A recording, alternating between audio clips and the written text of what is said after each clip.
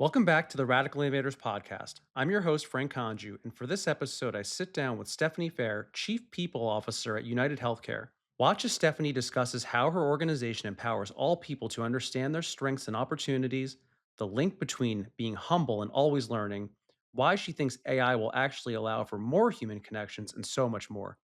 So let's dive in with Stephanie Fehr.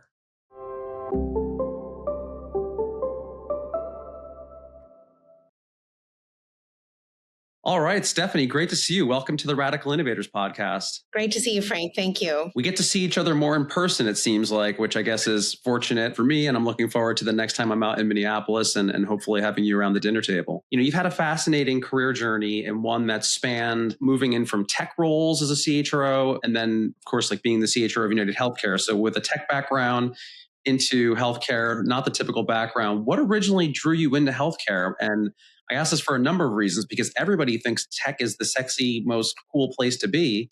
I don't think people think that way of healthcare. So what drew you in? Thanks, Frank, and thanks for your comments about my career. I feel really fortunate. I spent 18 years at Apple in the center of tech, but I would say, I was in the center of consumer. And so I love the notion of, helping consumers experience something exciting, better, simpler, easier. And then when I got the call for United, healthcare is tech. I mean, when you think about what's going on in healthcare right now, it's very much an extension of tech, and tech is a huge part of what we do here at United. And I, similar to you, actually, was going through a pretty challenging time with my dad at the time. He had been diagnosed with MS and was suffering mightily and navigating the healthcare system, which was, really hard and somewhat discouraging.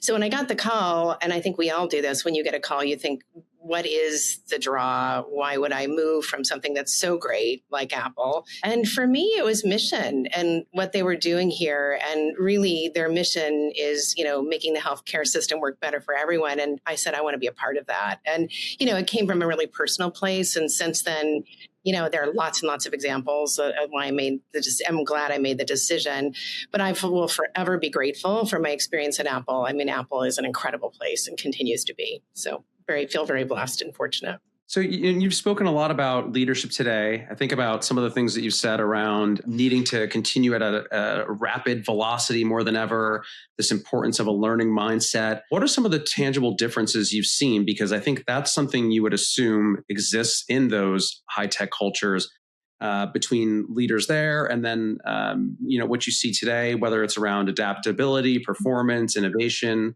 Just curious what you're seeing there in terms of the traits. And then this doesn't have to be specific to UHC, but just in general as well from your seat. Thank you for the question. It's a great one and something I've reflected on a lot. And it's funny. Leadership for me has always been a really big interest area of mine, but it's really based in research, and people talk about leadership as soft skills. And that's always bothered me because I feel like leadership is probably the most important skill that, we can develop and enrich and emphasize as being important. And leaders, no matter the industry, make all the difference because the business is about people. And that's why I got into HR is, how do you make sure that the people who really drive the success of the business or the failure of the business are taken care of? And when I say that, it's less paternalistic and more about how do you give people what they need to soar, to use their gifts, to really self-actualize in many ways. And the great news about learning, when I was early in my career, and I won't go deep into this, but when I was early in my career, I met Bob Eichinger and Mike Lombardo, who were paired.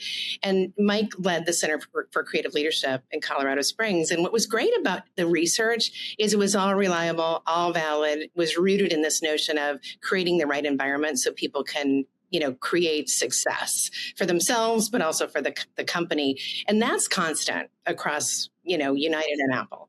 But what's really interesting, and this is a learning for myself that I'll share quite humbly, is when I left Apple, having spent 18 years there, I thought, gosh, what could be better than this? And I came here and my first reaction was, gosh, the pace is slower. A lot more structure, felt like, we could do things much more quickly. And that first year of my tenure here was really about learning about healthcare and the industry. But what I didn't appreciate was the sensitivity around being in a regulated industry, working with people's health, working with people's lives, how important that can be. And so lots of good reasons for the differences. But what isn't different is we innovate here just like we innovated at Apple. And it's all about the environment that a leader creates. And when you think about, we spend most of our time at work, you want to work for people who create environments where you can be your best, where you can experiment, you can make mistakes, you can learn from them. And that's the same, that's consistent. And we do that here, and we emphasize the importance of environment. And when you think about, being in a job situation, which is very connected to your livelihood, there are lots of risks associated with experimentation and making mistakes, but it's the only way you can innovate, learn from them, and bounce back and do it better. And that's the key for me. That has to be consistent. It's taken that fail fast mindset into an organization maybe that otherwise might have not historically embraced it. But, one of the things you said before too is there's so many other organizations and industries that are thinking of themselves as tech first and then a service, right? And you hear this a lot in the financial services industry that we are a tech company that provides financial services support. So yeah, great to hear that you're thinking of that way. You've talked in other interviews around the point around earlier in your career, you played a key role in scaling leadership development at Apple. Mm-hmm. What are some of the principles that you experienced that carried over given different cultures? I think, right, you mentioned the same intent, though, of becoming a tech-enabled or tech-focused organization. But as you think about applying those to the sort of scale and complexity of a global healthcare system, how has that been different? I'm going to start with what's the same, and then I'll talk about what's different. But, I can't take credit for the prioritization of leadership at Apple. I mean, that was Steve. And, Steve was very mindful of the fact that leaders play this incredible role, especially when you're thinking about creating an environment where people can innovate, and they do, and they continue to do that. And when I joined Apple, I mean, we were 7,000 people, so it's a very different company today than it was then. But he had the foresight to say, if someone is going to sit in a position of leadership, it's a privilege, but it also requires skills. So we took people through what I call leadership boot camp there. And if you had the privilege to lead and you held a leadership role, we talked about the skills required to do that. And, one of the things that I think is true, no matter where you are in life, whether you're working for a corporation, a nonprofit, whether you're working with your personal relationships, human beings want to be cared for. They want to be supported. And that's for me, the fundamental premise of leadership, but they also want to be challenged, and they also want to be given the opportunity to stretch.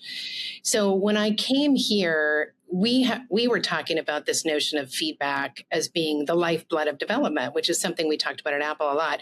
And, Minnesota, for what it's worth, is a very kind culture, and people are a little bit reluctant to give people direct feedback at times, and they're euphemistic, and they tend to be very kind. And sometimes, euphemism you can lose the message. It's on your sidewalks, if I recall, right? Be kind. I think I've seen that. Okay. It is. And it's such a nice trait, and you don't want to lose that.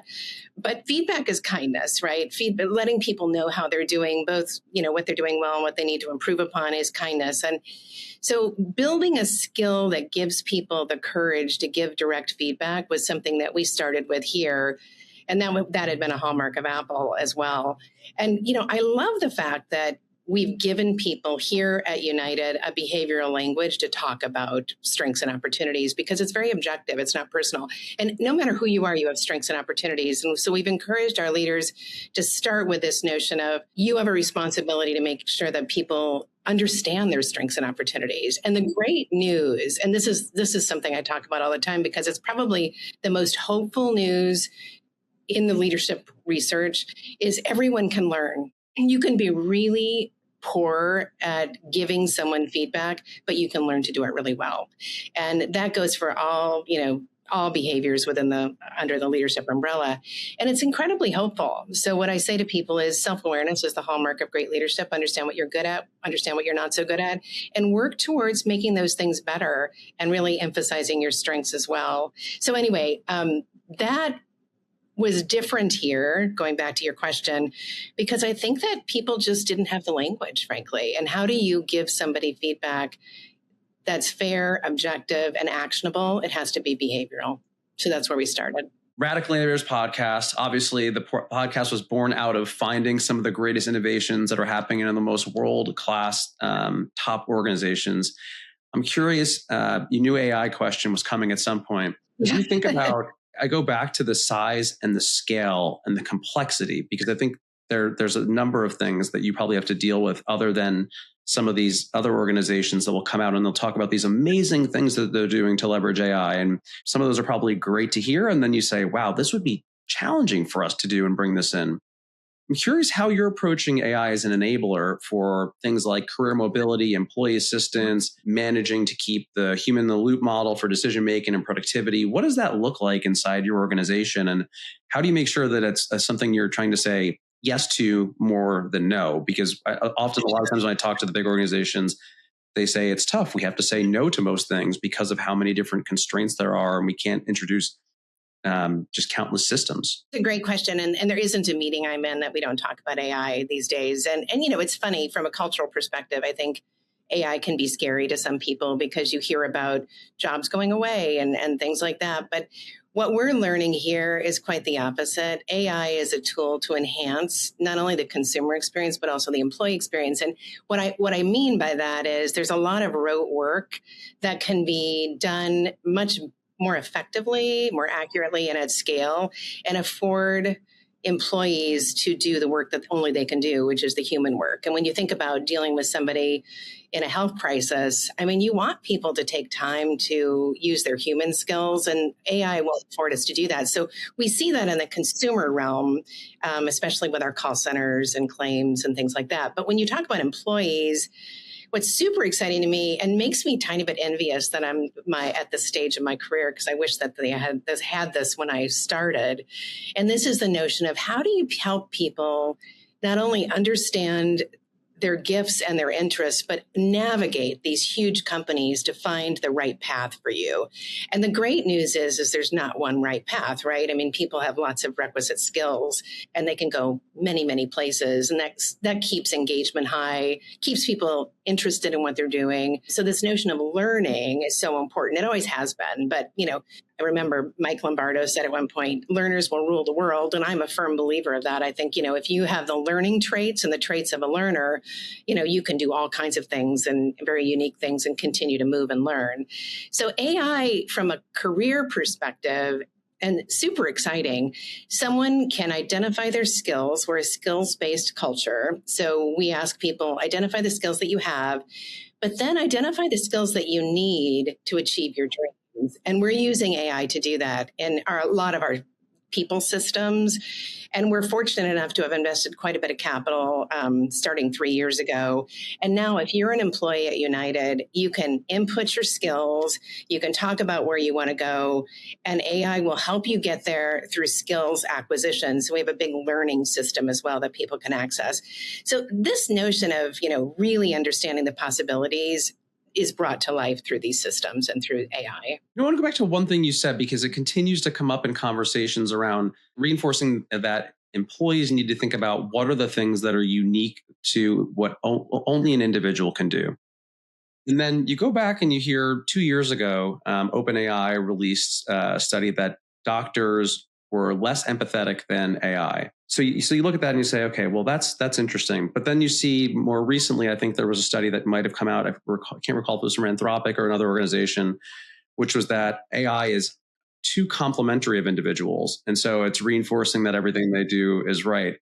So you start to balance this in. And I'm curious, I mean, these are two just disparate data points, but put out by reputable organizations that are leaders of enterprise AI adoption. Where do you see the good and the bad in these two? Because I think if we're telling people that focus on what you can only uniquely do, but that's one extreme example of, you'd say, wow, AI can have better bedside manner than a doctor. Conversely, like if it's telling you everything you do is right and good, where are you learning and where are you missing out on that critical feedback that we talked about a few minutes ago? Yeah, it's such a good question. And it's funny, I think AI tends to frame things and articulate things in the best way possible using the human language. And it's funny, I'll write an email and then I'll have AI rewrite it. And it's usually better than what I wrote. I was an English major, which is humbling, but it tends to be more succinct. And I think sometimes when you think about how a message is delivered, it can affect how you receive it. And, it can make it maybe feel kinder. I don't know. But I don't know that I believe this premise that doctors are less empathetic. I think doctors tend to be very busy. And it's funny when we talk about a doctor's typical day, too much of it is about administration, too much about it is, documenting and filling out forms. And AI is kind of taking that away and lifting a doctor's, kind of duty, inventory of duties up. So when I think about that, I think about cause and effect, and I'm hopeful that doctors will be able to connect with patients, spend more time with patients because, AI is helping them and enabling them in different ways. The other thing that I go back to, Frank, and this is so funny because I'm so drawn to this work around knowing people and taking the time to know people, because I think people are so busy these days. We don't slow down enough to really listen. How to Know a Person is a book I'm reading and have read and continue to study, because that research is so interesting to me, because what it says is, you get to know people on a really surface level, cursory interactions, but what you're missing is the richness of really understanding people's differences, really understanding what motivates people, really understanding who someone is. And I honestly think that can be applied to any interaction in the medical industry, any industry. So for me, AI could enable us to slow down and really have quality interactions with people that could propel all kinds of things and really good innovations in the future. Well, I remember you sharing that book at a recent CHRO summit that we were at together, and I did buy it. Now, I'm not going to lie and tell you that I've read the whole thing, but I've started It's on audio. It's on audio. No, I will take it on my next flight. It's unfortunately it's among a stack of books that I have the intent of reading, but now that you've said it again, it's going to the top of the list. So now I have that same disease about too many books to read. But I will say, it's for me, it rings true for me. I'm the first one to say my days are so full that I try to use shorthand sometimes in relationships, and I don't know that that's the answer. Well, I loved your admitting to sometimes that whatever the LLM is that you're leveraging creates a better email. One tip to people listening: just make sure you delete the prompt, because someone sent me an email a few weeks ago and it told them how to communicate based on my communication style, and that was there, and then it was the message. So that's funny. That's funny. If you're rewriting emails, I just want to make sure it's that obvious. Yeah, exactly. So what are some of the tools, or what are some of the either things you're leveraging at a manager level to help drive and create an environment where people can take advantage of the resources made available? We have all kinds of examples around how we've done this. And I can also tell you we've had a lot of learning. And, some of these really basic premises apply to how we implement AI. And I'll give you an example. So when we think about the consumer experience, like when you interface with us, there are some things that you want to just do quickly, like get your new ID card. And those things you don't really need to talk to a human being.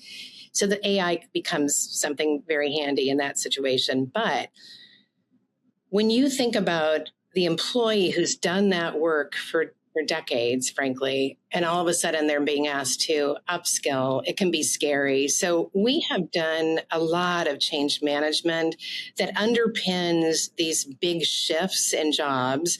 So when you turn AI on, I think you probably know it happens overnight, right? And so those kind of requirements or routine duties go away, and suddenly employees are being asked to do all kinds of more complex things.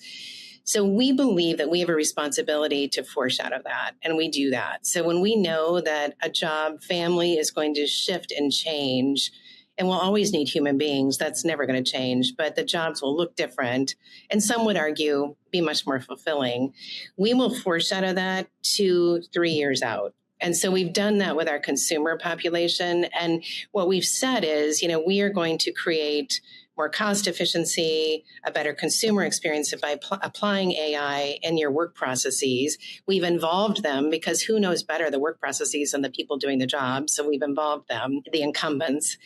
And then as we move towards the implementation of AI, which can sometimes take 2-3 years, like I said, we are affording them opportunities to upskill. We're providing training. We're providing clarity around the types of skills that will be important, giving them time to do that too, because Lord knows you've got to have some time to be able to learn. So all those things are part of a change management process. And, it's not always easy to let people know that their jobs are going to change. So we also offer choice. And I think choice is it's a really important piece in life. And when you think about doing something for, 10, 20, 30 years, and someone tells you it's going to change, you may not want to engage in learning, and you may be close to, exiting for retirement or whatever that is. So we've afforded people not only the foreshadowing of the change, given them the tools to upskill if they need to, but we've also given them options around how to exit the organization if they want to.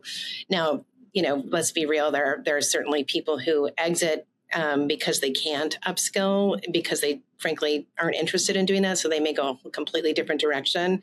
But it gives people transparent understanding of what's happening, why it's happening, and then gives them the opportunity to live in a new world that requires different skills, and it affords them the opportunity to develop those skills. So, it's not perfect, but that change management that underpins any kind of an AI implementation is critical. It's super critical. And being transparent and honest with people is critical, because, they'll find out eventually. And if you don't give them the lead time, they're not able to prepare. Yeah. Well, you moved into a few things here. And I think the one thing it's leading me to is creating a culture that allows for this, right? Because it's one thing to provide the tools. It's another to provide some awareness of, hey, like, you may not be a fit for the future, and having that transparency, which is very well, received and respected from employees. But if I think about culture within your organization, it's something that's harder to measure. You can tell if your mobility tools are working, how many people are adopting the tools, how many hours are spending leveraging them, how many people have moved from one role to the next. Culture is a lot harder to measure, right? You can infer something from Glassdoor scores. I'm curious, what are you doing to manage this beyond looking at annual engagement surveys, and how you're really looking at leadership effectiveness as you're leading through? Because I know you mentioned change, but this is transformation at a rapid clip, and every organization's experiencing this, where I'm starting to hear more and more of CHROs talk about, this isn't change fatigue, this is transformation fatigue.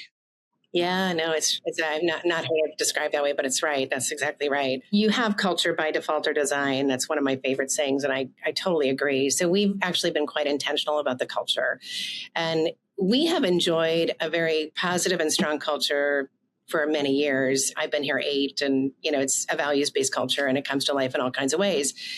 What's fascinating to me is you can't not talk about culture on a regular basis. So we have actually launched a culture reignition campaign. So every single leader in our organization will go through a cultural experience. And that started just a couple of weeks ago. We launched our first session with our most senior leaders. And what's so interesting to me and reassuring and exciting is that every leader embraced, engaged, came, shared, talked about the importance of culture, because it's kind of the soil, right? If you're going to do something amazing, you've got to have great soil. And so that is something we're investing in. In parallel to that, we're also making sure that our leaders are equipped to lead, which we've talked about. And then thirdly, we're talking about our values in a really authentic way, because we're huge, 400,000 employees. So we have lots of different contexts where this culture comes to life. So we want our leaders to have explicit conversations about what's working, what's not working, and have those team conversations. So we're giving leaders tools to have those conversations. And, we have the traditional engagement surveys, but to your point, I'm not sure that, you always hear the truth in those. So we're doing a lot of pulse surveys, which, you might walk by a kiosk as you're going to your next meeting, and it has a QR code. You can actually scan it and tell people in that moment how you're feeling or how you feel about something. And it's given us a window into our culture that we haven't had before, because it's real time. And it also helps us understand how things are landing. It's kind of leading me into another thought, just because with 5 generations in today's workforce and an aging demographic, it hits on that point you made around, look, some people aren't going to want to be part of the journey, and this may be an opportunity to pivot and think about something else in their career. But how are your leaders using a segmented real-time insights to influence stability, engagement, retention across all these diverse groups? Because you mentioned 400,000 employees. I imagine you have a pretty good span across the 5 generations in the workforce. We do. Yeah, we do. And this leader connection is really critical. We talk about that all the time. But just yesterday, we had our head of kind of safety, talk with us about how they're using Pulse to understand how people are feeling in the workplace. And what was really interesting is we have teams that are doing exactly the same things, Frank. I mean, identical things. And one can be incredibly engaged, feeling safe to take risks, report things that need to be addressed. And a team that's doing the very same thing can be completely polar and not, they don't feel safe. So what we're doing right now, which I think is part of mentoring, is we're kind of combining or pairing up teams who one team can be incredibly engaged, one team can be challenged, and asking them to work together to identify ways to help each other and learn from each other. We don't want to be punitive around the teams that are struggling, because there may be very good reasons that they're struggling, but we want to make sure that we acknowledge the fact that something's not right because we look at the data. But then this notion of partnership around what people are doing that are seeing great engagement scores, I think that's where the magic happens. It's helping each other. You hit on something that I was about to go to next, which is straddles sort of this mentoring, partnering, but I think, it's clear that you've invested in the developing of the next generation of leaders. You talked about that several times here. What's one piece of career advice you've given to emerging talent, whether it's, the last 3 months, last 6 months, that you believe is essential for people to succeed in today's really, I mentioned transformation fatigue, but in this fast changing world, is there any one piece of advice that listeners should be thinking about? Yeah, absolutely. And it correlates to learning. And this is this notion of being humble. And, we have people who have been here for 30 years and a month. And to your point, many, many different generations. But, learners are humble, and they know no matter what the context, what the setting, you can learn from somebody, no matter where they are in the hierarchy. I just met with 100 of college students from my alma mater last week. And it was really fun because one of the things I said is, look, I'm 61 years old. I have had lots of experiences and I've been blessed with lots of opportunities. But what I do know is that I know less about some things than our most junior employees who are coming into the workplace. And so I do a lot of listening. I walk into a room and I think, what am I going to learn today in this meeting? And that's humility. Hopefully I practice it, and that's my goal anyway.